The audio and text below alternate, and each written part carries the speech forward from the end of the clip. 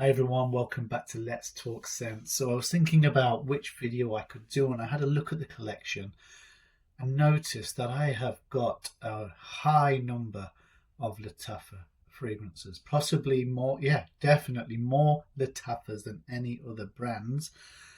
And therefore I thought, well, I need to quantify this in terms of what's worth keeping, what's my best go-to most used fragrances, narrowing that down to a top 5 essentially, and presenting it back to you. So what I wanted this to be, and it just kept growing, I've got 30 plus Lattafa fragrances in my collection, quite a bit. Some people may have more, some people may have less. They obviously fit and tick a lot of boxes in regards to being either good dupes or clones, but they do have some unique individual scents that have been created that I'll go into here in my selection. But the price point that they offer their fragrances at cannot really be topped and rivaled. Hence, I have so many. I don't need that many, and I certainly don't use them all that regularly. I've missed some off the list here, so I will separate these two videos out. I'll do a top 5 of my preference, the most used in my collection, and the reasons why. And then I'll do a follow-up video, because I don't want to clump them together. I want to be honest, with a mid-tier Lattafa selection of the ones that I sometimes occasionally use and do appreciate, don't get enough wear out of them, but still would like to mention, but they don't make the top tier. This is my top tier. Waffle over, let's get into it. In front of you, we have the two tea-based Lattafa fragrances that do not smell anything alike. They are completely different to each other, but I've bundled them together just for continuity, but also they complement each other in that sense. So I'll start with what I feel is Lattafa, in my personal opinion, best bang for buck fragrance that I've had some time. I keep going on about this, and it's one of them. You've got to remember, not everyone will appreciate my selection, but the reasons I have selected these is particular notes that stand out. And tea-based note fragrances, whether it's black tea, fruity tea, chai, oolong chai, so many other tea styles, I really, really do like and appreciate when done well. Liam Gray is a black tea / fig / irisy fragrance. It's very similar, and I believe it's duping Gris Charnel from BDK. That is quite an expensive formulation and offering, but the reason I say this is the best bang for buck, this costs anything from £20, $25 maybe. If you're paying more than that, then you shouldn't really, because it's been around for a while and you can easily get hold of it.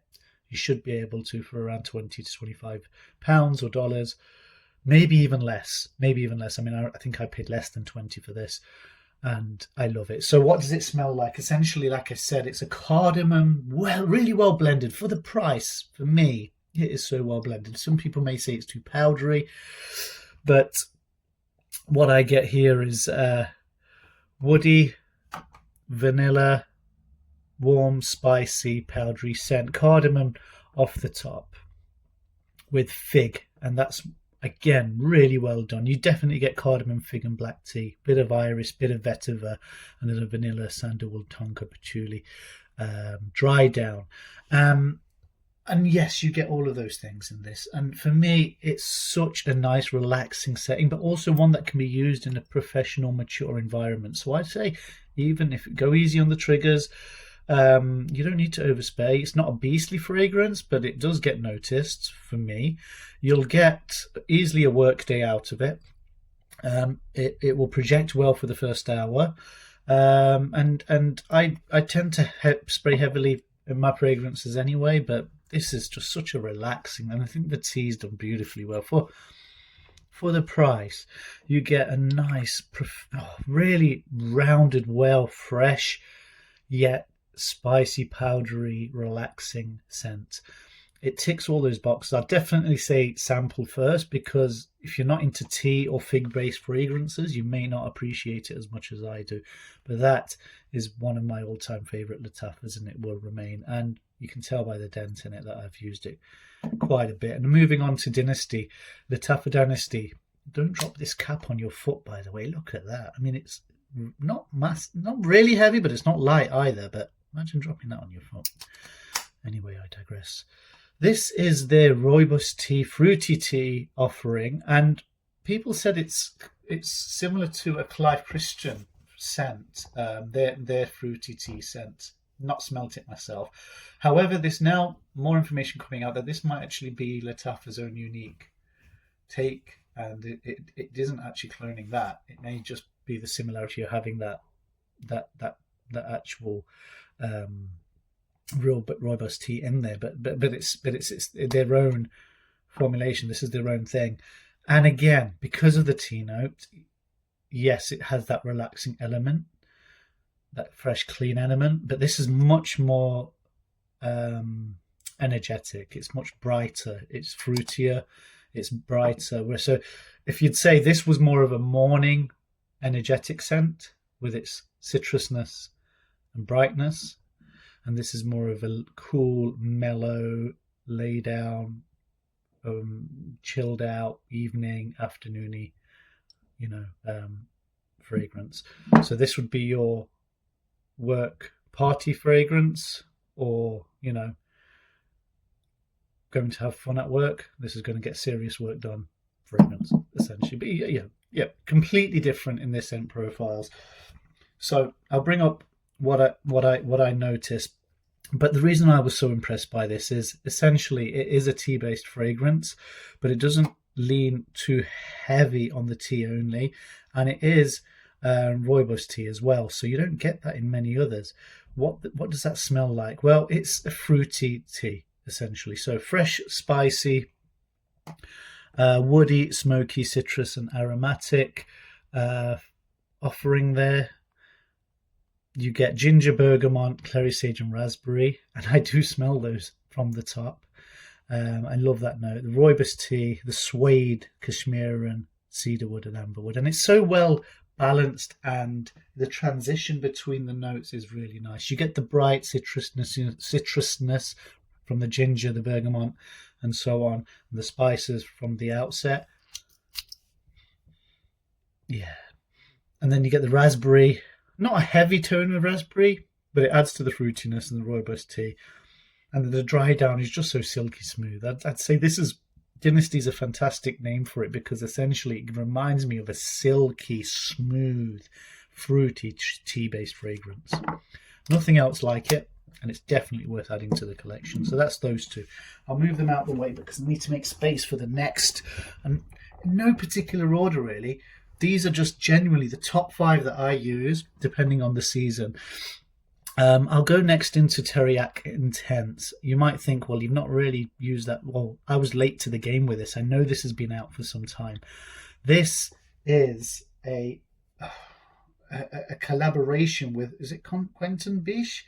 So their own formulation. They've come together with him, and it got quite a bit of early coverage from the reviewers, and I felt I needed to hold back until it got to the winter, and I think this was released in 2024, but I held back in 2025, the winter time, because I wanted something that essentially did have a plum note. There's not many. I do have a couple that supposedly have a plum note in there, but I was intrigued to find a darker, thicker, wintry fragrance with a plum note in there that I appreciated. Now, this has been created with the famous Quentin Biche, who has worked closely with Lattafa on this. So again, it's their own unique take. It might smell slightly similar to a few things people say, from saffron and so on. Anyway, I'll bring up the notes, because you get saffron and bergamot, plum liqueur, cinnamon, amber, tonka bean, and benzoin. Now this a little goes a long way. It is a very nice, appreciative fragrance for me. I mean,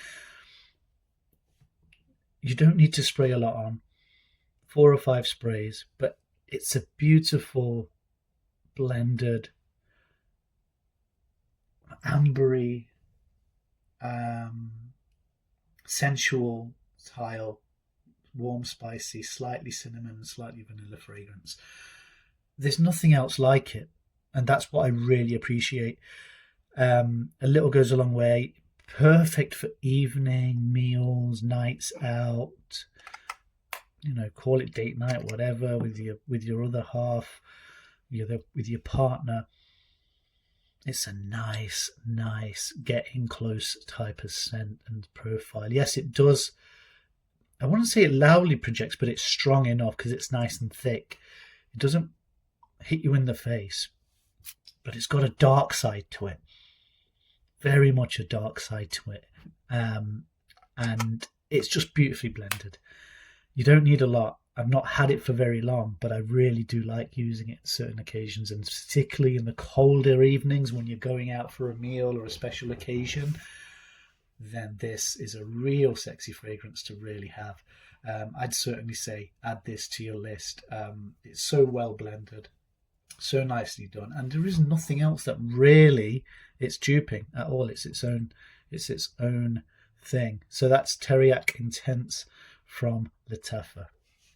Now, something a little bit sweeter, and I didn't think I'd like this as much as I have. Again, this was hyped when it came out. It makes me laugh each time I look at this bottle, but this is Art of Universe from the Lattafa Pride collection, and many of you again have known this has been out for some time. I've had it for about a year now, and it brings a smile to my face every time I wear this. It's a Blue Talisman twist, so it's not exactly like a clone, it's a twist on it. In fact, it's possibly more potent and boosts that pear sweet juicy opening and cranks it up. Now, I'd usually be put off by that because I think it's too synthetic or sweet. Many of the Lattafa Prides, I'd say, need a second to just settle down. When you spray them, give them a second, and they will settle down quite early. But this projects so well.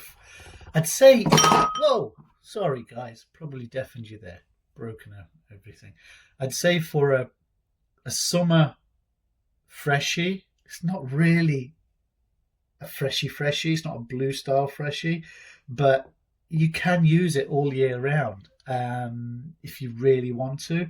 Let me see what people are saying. I didn't think I'd appreciate it as much, and I know there's alternatives out there that are possibly closer to the Blue Talisman DNA, but I like the way Lattafa have gone with this. I really do, because after smelling Blue Talisman and even the alternative dupe that came out afterwards, which is the Turathi Electric. I thought that was they feel a little bit fresher, watery based, whereas this has a thick orange blossom and thick pear, and you'll get that from the notes. So essentially you've got mandarin, ginger, bergamot, mint, pear, orange blossom, musk, amber and cedar. And again, although it's similar to Blue Talisman, it's not exactly like it, but I really appreciate it because you do get a fresh citrusy mandarin bergamot opening with some ginger. That's so well done. And that pear hits you quite early on, as well as the orange blossom. But I just think that it's a fun fragrance, just like the bottle. You can't take it seriously, but it's fun.